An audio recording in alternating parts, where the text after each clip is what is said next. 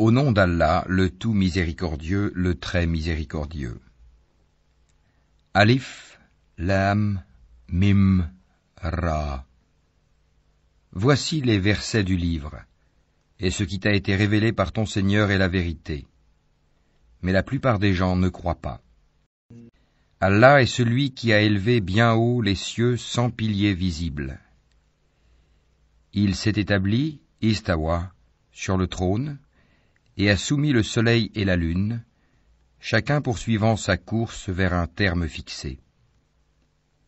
Il règle l'ordre de tout et expose en détail les signes afin que vous ayez la certitude de la rencontre de votre Seigneur.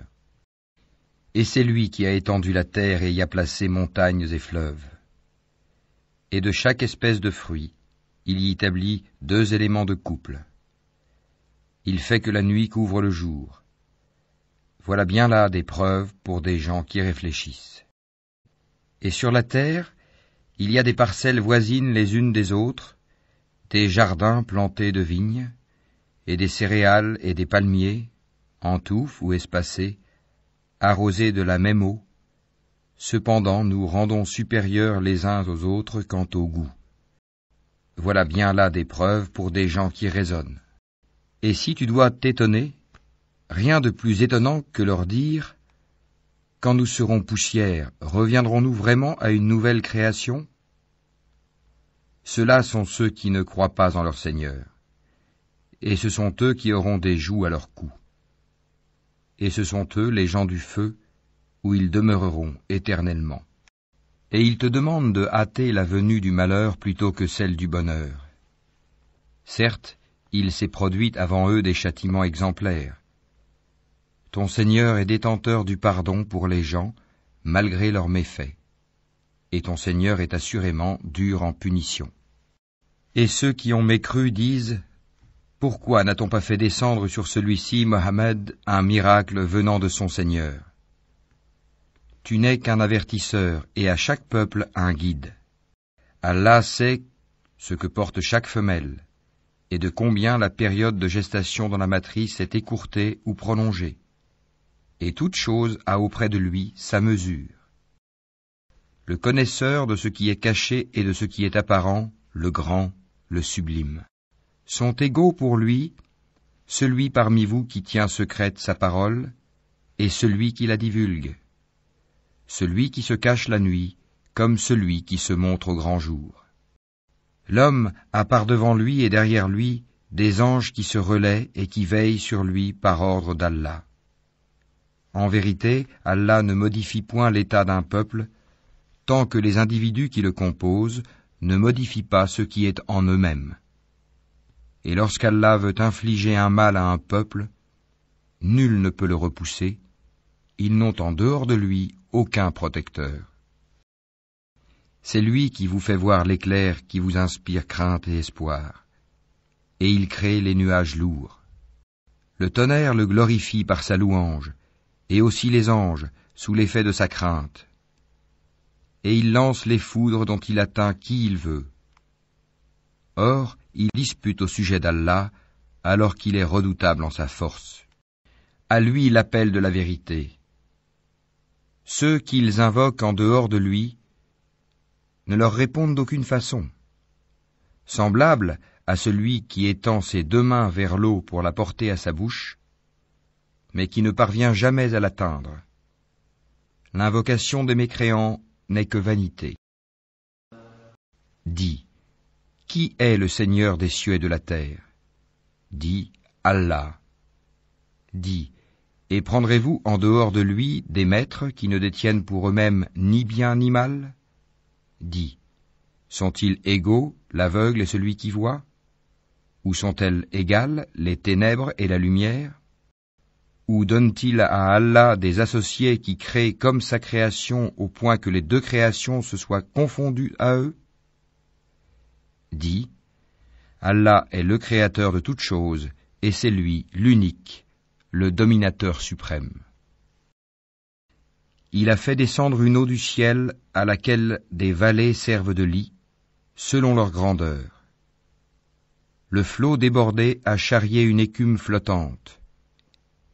et semblable à celle-ci est l'écume provenant de ce qu'on porte à fusion dans le feu pour fabriquer des bijoux et des ustensiles. Ainsi, Allah représente en parabole la vérité et le faux. L'écume du torrent et du métal fondu s'en va au rebut, tandis que l'eau et les objets utiles aux hommes demeurent sur la terre. Ainsi, Allah propose des paraboles. La meilleure fin est pour ceux qui répondent à l'appel de leur Seigneur. Et quant à ceux qui ne lui répondent pas, s'ils avaient tout ce qui est sur la terre et autant encore, ils l'offriraient en rançon. Ceux-là auront le détestable rendement de compte, et l'enfer sera leur refuge. Quel détestable lit de repos! Celui qui sait que ce qui t'est révélé de la part de ton Seigneur est la vérité, est-il semblable à l'aveugle? Seuls les gens doués d'intelligence réfléchissent bien. Qui unissent ce qu'Allah a demandé d'unir, redoutent leur Seigneur et craignent une malheureuse reddition de compte. Et qui endurent dans la recherche de l'agrément d'Allah, accomplissent la salate et dépensent dans le bien, en secret et en public, de ce que nous leur avons attribué, et repoussent le mal par le bien. À cela la bonne demeure finale. Les jardins d'Éden, où ils entreront ainsi que tous ceux de leur ascendant, conjoints et descendants, qui ont été de bons croyants. De chaque porte, les anges entreront auprès d'eux. Paix sur vous pour ce que vous avez enduré. Comme est bonne votre demeure finale. Mais ceux qui violent leur pacte avec Allah après l'avoir engagé, et rompent ce qu'Allah a commandé d'unir, et commettent le désordre sur terre, auront la malédiction et la mauvaise demeure. Allah étend largement ses dons ou les restreint à qui il veut. Ils se réjouissent de la vie sur terre, mais la vie d'ici-bas ne paraîtra que comme une jouissance éphémère en comparaison de l'au-delà. Ceux qui ont mécru disent: pourquoi n'a-t-on pas descendu sur lui, Mohammed, un miracle venant de son Seigneur? Dis: en vérité, Allah égare qui il veut, il guide vers lui celui qui se repent.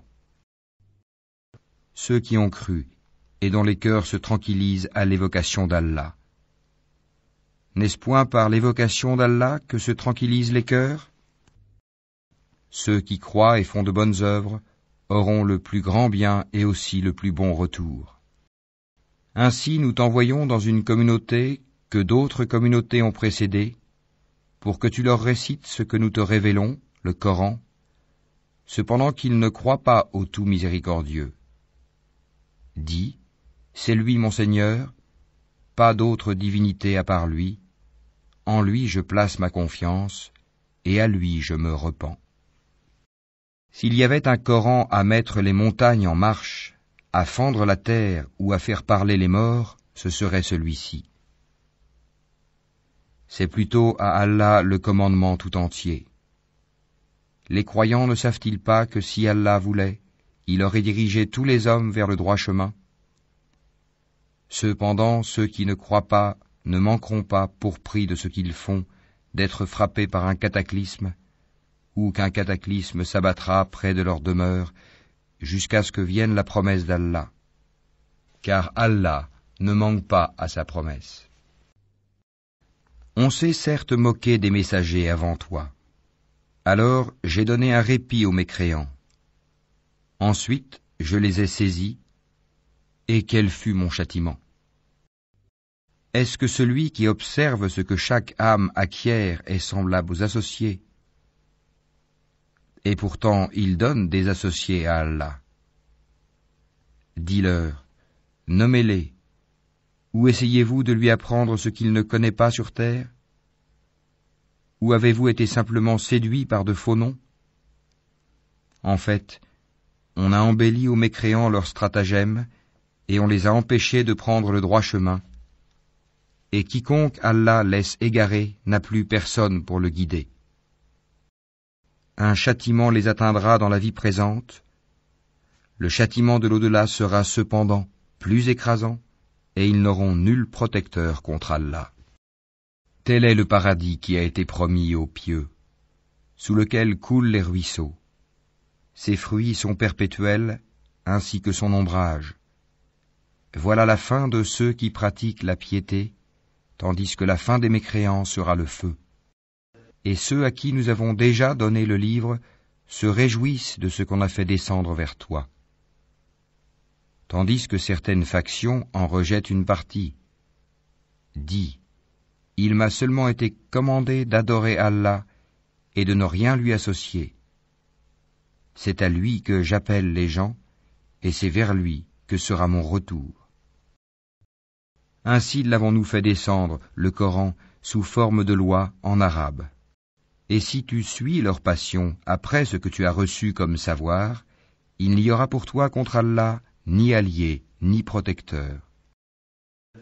Et nous avons certes envoyé avant toi des messagers, et leur avons donné des épouses et des descendants. Et il n'appartient pas à un messager d'apporter un miracle, si ce n'est qu'avec la permission d'Allah. Chaque échéance a son terme prescrit. Allah efface ou confirme ce qu'il veut, et l'écriture primordiale est auprès de lui. Que nous te fassions voir une partie de ce dont nous les menaçons, ou que nous te fassions mourir avant cela, ton devoir est seulement la communication du message et le règlement de compte sera à nous. Ne voit-il pas que nous frappons la terre et que nous la réduisons de tous côtés ? C'est Allah qui juge et personne ne peut s'opposer à son jugement et il est prompt à régler les comptes. Certes, ceux d'avant eux ont manigancé contre leurs messagers. Le stratagème tout entier appartient à Allah. Il sait ce que chaque âme acquiert, et les mécréants sauront bientôt à qui appartient la bonne demeure finale. Et ceux qui ne croient pas disent « Tu n'es pas un messager ». Dis « Allah suffit comme témoin entre vous et moi, et ceux qui ont la connaissance du livre sont aussi témoins.